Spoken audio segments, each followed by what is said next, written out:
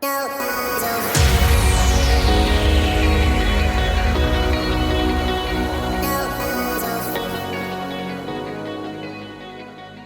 years ago, a man named Ahmaud Arbery was killed in the commission of a hate crime by a father and son who chased him down in a pickup truck and killed him in cold blood.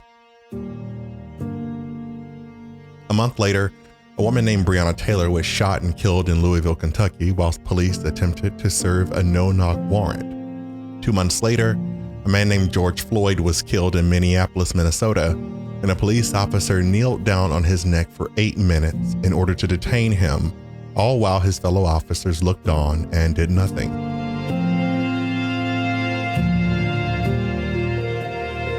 All three of these events were caught on video, and it seemed as though, even with airtight evidence, justice wasn't being served. With this and the preceding events of a growing police violence against African Americans, the nation became a different place, a colder place.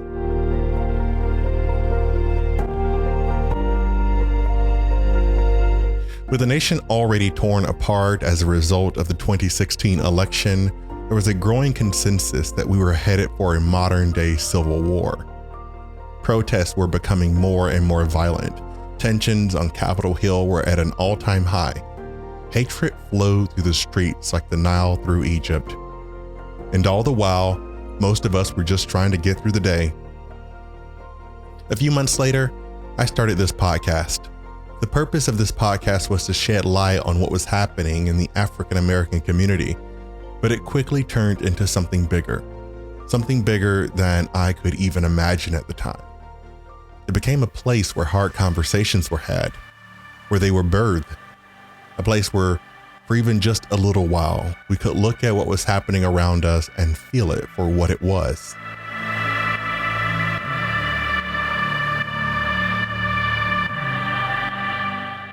I became my own best therapist, and everyone around me was able to come face to face with harsh realities and hard truths.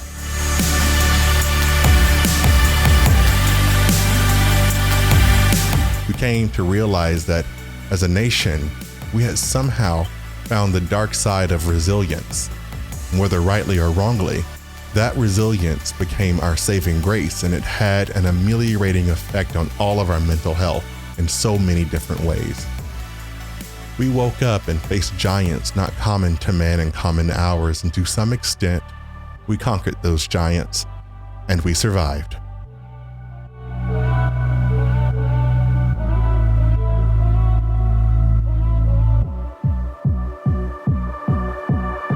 The new season of the Hyman podcast will focus more on the justice system and how it works and how it doesn't. No system is without its flaws, and the American justice system is no exception to this. While George Floyd and Ahmaud Arbery received some semblance of justice, Breonna Taylor did not, just like so many who came before her. This season, I'll be telling more compelling stories of how real-life people have come up against the Goliath that we call the American justice system and how it all played out.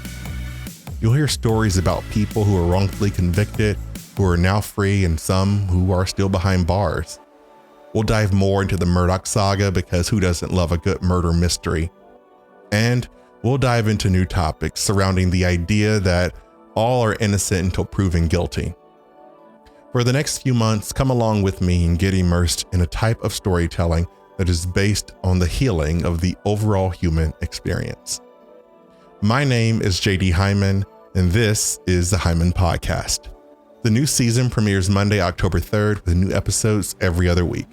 The Hyman Podcast is produced in conjunction with the Hyman brand and is part of the Press Play Podcast Network.